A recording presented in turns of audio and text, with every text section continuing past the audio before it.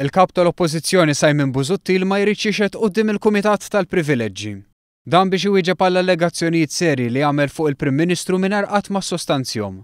Dan il-każ imur lura l-Settembru meta fil-Parlament Simon Busuttil f'diskors indirizzat lill-Prim Ministru kien allega intħil fil-ħidma tal-Pulizija fil-każ tal-eks Kummissarju Ewropew John Dalli. Il-kelliem tal-Gvern Carmelo Abela fakkar kif il-Prim Ministru ma ddejjaq xhider quddiem il-Kumitat.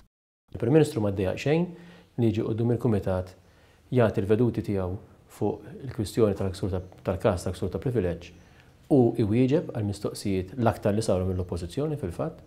Imma Simon Busuttil maqlub, Simon Busuttil dader quddiem il-Kumitat u anqas irid li jagħti il-ħin biex il-membri tal-Kumitat miż-żewġ naħat tal-Kamra jagħtu l-mistoqsijiet tagħhom. Tul il-laqgħa tal-ġimgħa kienu diversi l-punti li ħolqu nuqqas taqbil.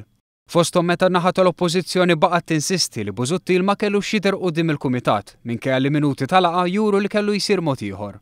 B'reazzjoni l-Uffiċċju tal-Prim Ministru qal li dan huwa mod ċar kif il-kap tal-Oppożizzjoni mhuwiex lest joqgħod għal skrutinju anke dwar allegazzjonijiet li jagħmel hu stess.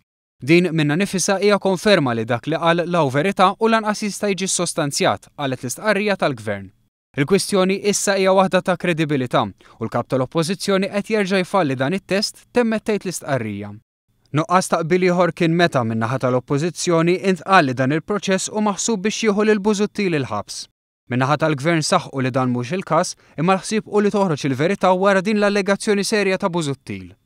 Il-pass li jmiss u li fil-jiem li ġejjin in-naħa tal-Oppożizzjoni tressaq lista ta' xhieda lill-Speaker tal-Kamra li mbagħad jgħaddiha lin-naħa tal-Gvern u jekk ma jkunx hemm oġġezzjoni jibda jinstema' l-ewwel xhud. L-ewwel xhud mistenni jkun id-Direttur Ġenerali tal-Olaf Giovanni Kessler.